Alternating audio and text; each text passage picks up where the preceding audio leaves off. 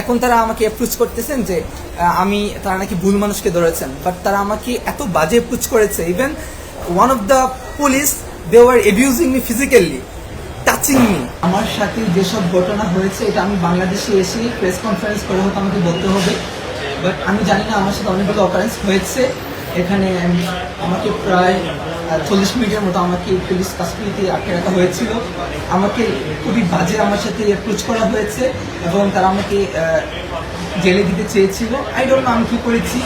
এবং আমি বারবার বলেছিলাম যে if I do any kind of illegal work, আমার দেশের সাথে কন্ট্যাক্ট করেন, এম্বাসির সাথে কথা বলেন, আমার কান্ট্রি গভর্নমেন্টের সাথে কথা বলেন, বাট কেউ কিচ্ছু শোনে নাই। তারা আমার সাথে খুবই বাজে আচরণ করেছে। আমার 12:40-এর ফ্লাইট, আমি জানি ধরতে পারবো কিনা। এখন সাডেনলি সবচেয়ে সুস্বাদু হালিম রাধুনি হালিম, হালিম হোক রাধুনি হালিম এখন রিলিজ করা হয়েছে এবং ইমার্জেন্সিতে আমাকে ইমিগ্রেশন দেওয়া হয়েছে।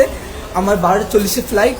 আমি বাংলাদেশের মানুষকে বলবো যারা আমার জন্য টেনশন করেছেন, থ্যাংক ইউ এভরিওয়ান।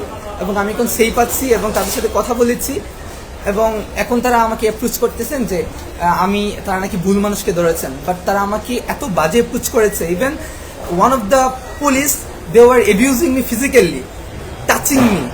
সো এগুলো আমি বাংলাদেশে এসে বলবো একজন ইন্টারন্যাশনাল প্যাসেঞ্জার কীভাবে করা উচিত কিনা। So thank you, I am safe now. এবং তারা আমাকে যে অ্যাপ্রোচ করেছিল যে আমি এসআই সন্তোষকে কিল করেছি, এজন্য আমার মোবাইলকে even as I international passenger তারা কি আমার প্রাইভেসি চেক করতে পারে? তারা ফোর্স করে তারা আমার ফোনকে আনলক করেছিল, আনলক করে আমার ফোন তারা চেক করেছে। And I will take action after coming to my country, ইনশাআল্লাহ।